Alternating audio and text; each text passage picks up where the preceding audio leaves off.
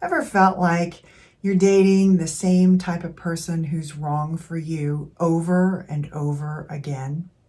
Or do you tend to take jobs in companies who have the same or very similar dysfunctions? Or maybe you've been working for the same type of bad boss over and over again. Just bad luck? Or is there something else going on? Hi, I'm Beth Strathman. Welcome back to my channel dedicated to your personal growth and development. If you haven't already, please subscribe to my channel and be sure to click the bell so you don't miss out on any new videos. So why might you be having these repeated experiences with similar types of people or similar circumstances that you find yourself in? It may just be that these are opportunities to awaken or highlight something in yourself, something that is unresolved, that's been an issue for you and started in your childhood. And while this issue has remained in your subconscious all this time, these repeated circumstances are trying to get you to realize it, to recognize it, and to awaken to it so that you can deal with it and in the end become more of a whole individual. Jung would refer to these repeated loops as initiations. Initiations are basically opportunities for you to reveal yourself to yourself. It allows you the opportunity or the ability to let go of what doesn't work for you anymore. It's a repeated cycle that can generate self-awareness and reconcile any unresolved issues, especially issues that you have since childhood that you may not even still be consciously aware of. You experience many initiations throughout your life, large and small, whether you're realizing it or not. You can recognize a potential initiation because they often occur during challenging or difficult times, and they also occur when you're leaving one phase of life and entering another. For example, if you're getting a brand new job, right, that's at a higher level than the one you had before. Initiations are typical and they're an important part of everyone's life. The key is if you can become aware of them, you can tune in to them to become more of your best self and to understand your part in what's going on during the initiation cycle. Now, when we usually talk about initiations, we talk about those ceremonies that mark important times in our lives, like baptism, getting married, joining a sorority or fraternity. During those kinds of formal initiations, there is ceremony, and the ceremony is meant to signal that you are moving from one status to another. So unlike these formal initiations, the initiations, the psychological initiations that I'm talking about, don't usually come with a formal ceremony. But like these formal initiations, if you consciously process what's happening, you will grow at least a little more into a new way of being, with the idea that you're able to grow into a better version of yourself. So these psychological initiations have three phases to them: departure, ordeal, and return and reintegration. So think about Joseph Campbell's hero's journey, just simplified. That's what I'm talking about here today. So the first stage, separation, what happens here is you somehow leave what you thought was normal and you find yourself in a change of circumstances, sometimes willingly, sometimes not willingly. It can be anything from mildly irritating to downright awful.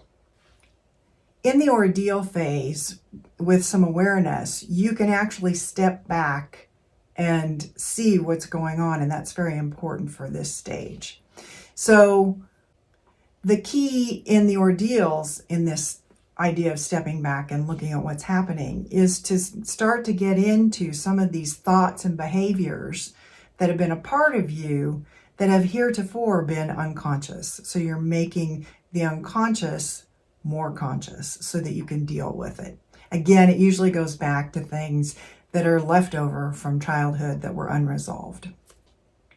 So at some point, the ordeals end, or you ignore it, or things get better, and you return to a more settled circumstance. Whether or not the other person is still in the picture, or whether or not you actually get any insight from the situation.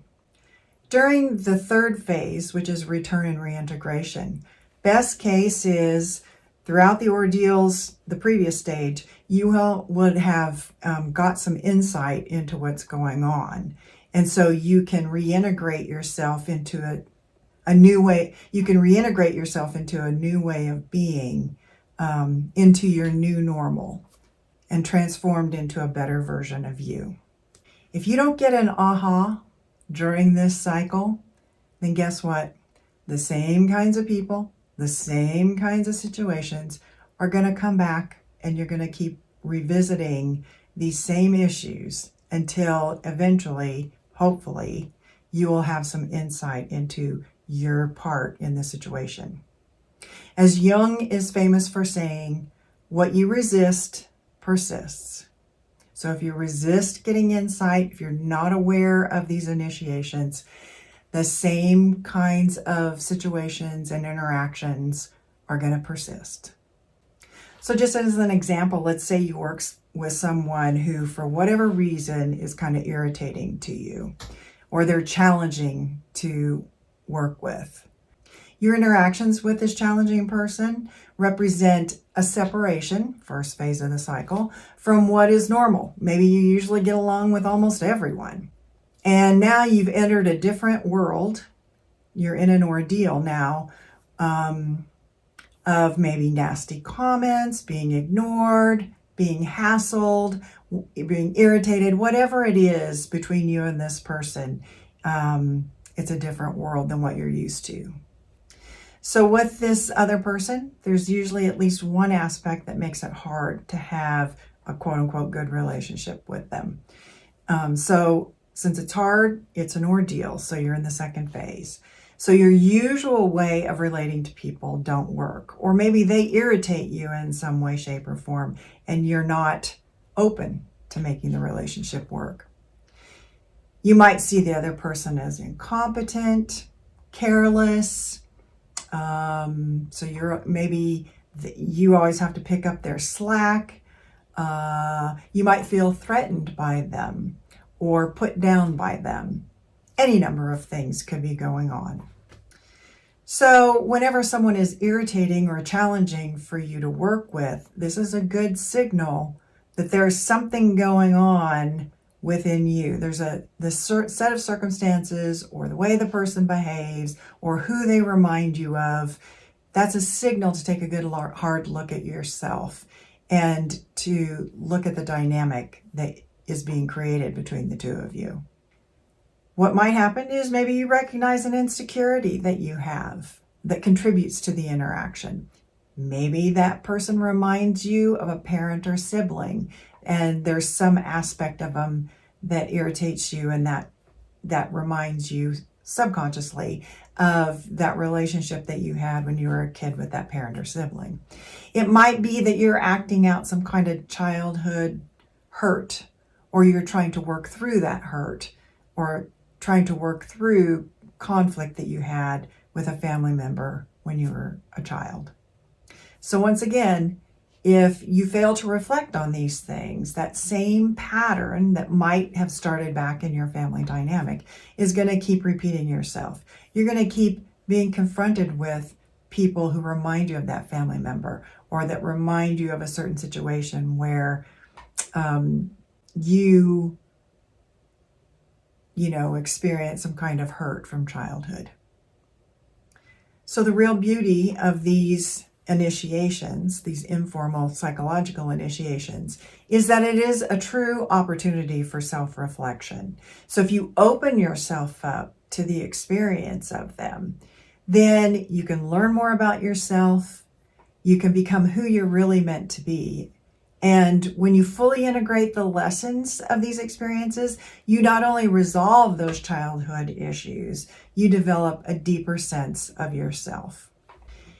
In mythology, symbols like the waxing moon, the snake that sheds its skin, often reference initiation, as they are meant to represent the stuff we shed in order to grow into a bigger life.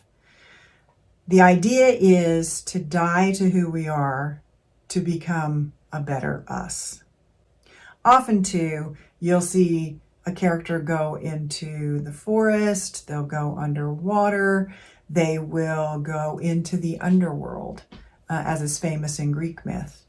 These are also metaphors for going into the unconscious, which is what we're doing when we reflect on these initiation cycles to figure out why they keep happening to us. So you might know the story, the Greek myth, of Persephone. Persephone is abducted by Hades into the underworld.